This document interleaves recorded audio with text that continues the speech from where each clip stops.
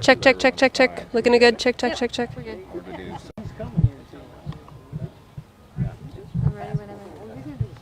Okay, first off, who are you? Say your name for us and who you are. Andrew Nilges, A-N-D-R-E-W, Nilges, N-I-L-G-E-S, and I'm the Public Information Officer during this Cook Lake flooding event. Okay, what are the big updates today? All right, so we'll run through a few updates first and foremost. A couple objectives that we've added as we respond to the McCook Lake flooding event is first to allow and monitor for safety for residential shoring operations. One thing we've been able to do recently is allow more people into their homes to start reshoring, so we've been preparing for that actively. We're also planning for additional resources for recovery going forward.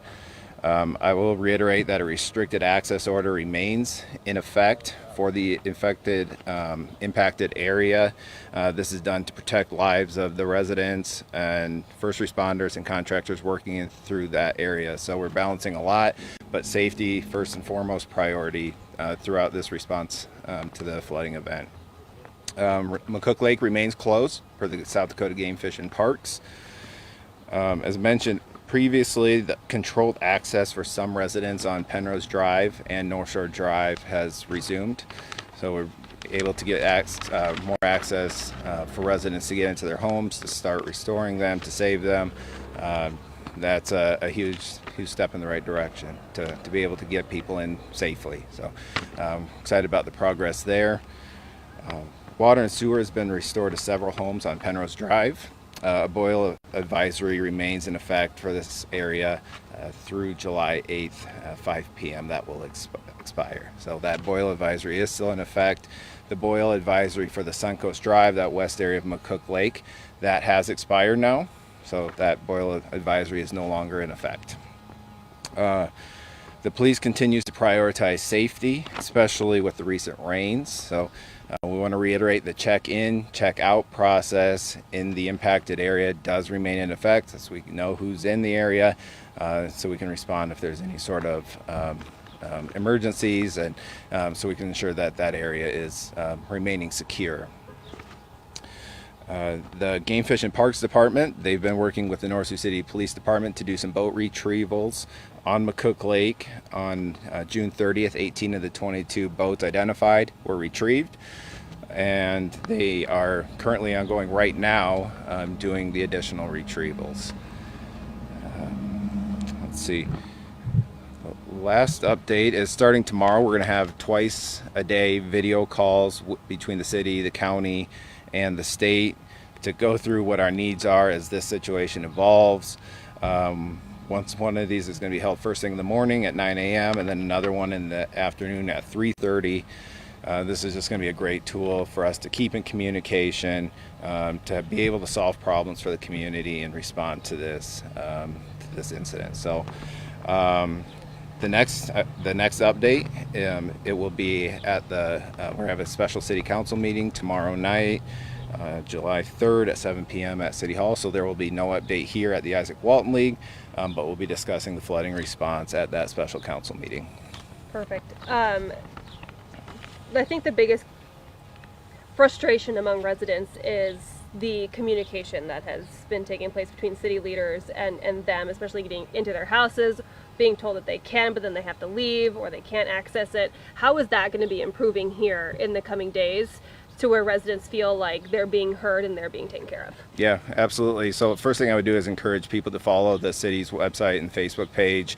We also have an email list that we're trying to push out accurate communication as fast as possible.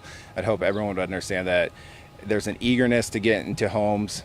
Absolutely understand that, but with recent rains and the ground is unstable there, so it's an evolving situation where we're constantly trying to evaluate that area to ensure that people are safe, that they can get in their homes, and that we're not going to have a tragedy. So again, safety is first and foremost. I know that people would like to have more advance notice about when they can get into their homes, what that'll look like.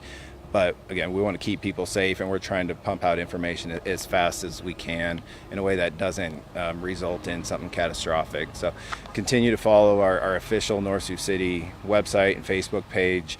That's the official source of information where people can get information. What kind of infrastructure work is being done right now in the McCook Lake area, that damaged area, to bring water, sewer, roads, I mean, everything that was wiped out back in? Right. So as mentioned, water and sewer has been restored to the north end of Penrose. Also power. That's a big step in that part of the impacted area.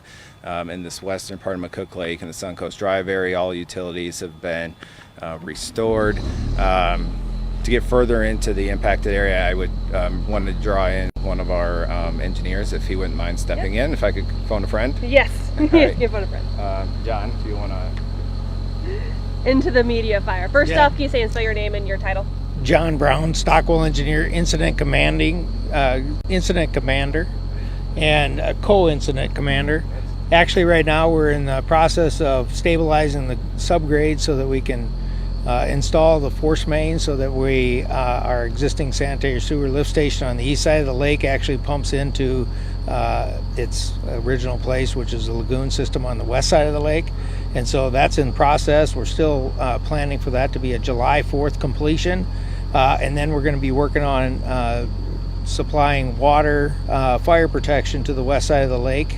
Right now we have a temporary water source that feeds the west side of the lake, but that is needed to be improved so that we have fire protection at the school and different places on the west side. So there's obviously a lot of damage that was done to a lot of that infrastructure under the ground. How big of a project is this to get people and that safety component back in the McCook Lake area? Safety is a big concern. It's been well stressed, and we're very concerned that some of those structures are still moving. We had rain last night, so some of those structures are at risk anyway, and so they're jeopardized. And so if we keep adding more people trying to work around them, we're very concerned that there's going to be some additional movement. So we're very concerned about that, and we're restricting that access for that reason. So for residents who may have been able to get into their houses one day, if there's infrastructure work being done near their residence, maybe that day they might not be able to gain access then. Correct. And it's for safety. And it's very restricted area and very difficult to get around in there, and it's important that we keep our contractor moving towards restoring our infrastructure. And we not only have the public utilities, but we also have private utilities that are trying to restore service to the customers. What's kind of the long-term timeline looking like? I know that can change very drastically. Very difficult to determine at this point. We don't have a total assessment done yet, and so we're working on a total assessment, and once we have that, we can plan forward. So has your team been able to get into all of those damaged areas of McCook Lake? I know some of those right there on North Shore. It's a pretty big hole in the ground. Yeah. Have they been able to get into some of those? So from the infrastructure standpoint, utilities and whatnot, yes, we've been able to establish what is good and what isn't from that perspective. But as far as the homes that are in that area, that has not been, we have not determined a temporary connection to each of the individual homes within that structure area, or the damaged area. So a lot changes day by day. Yes. Perfect. Anything else that the residents need to know who are maybe watching this and just want to get to their homes? Yeah, we're hearing the concerns, and we're trying to restrict or allow people to get in where they can get in. And it's very concerning to us that we've got people showing up in the evenings and things like that, and we don't want that to happen. We want to make sure that we're securing the space so that they don't get hurt and we don't lose a life. Perfect. Anything else? No, thanks. Thank you. Any other updates? Huh? Oh, yeah. Oh, good.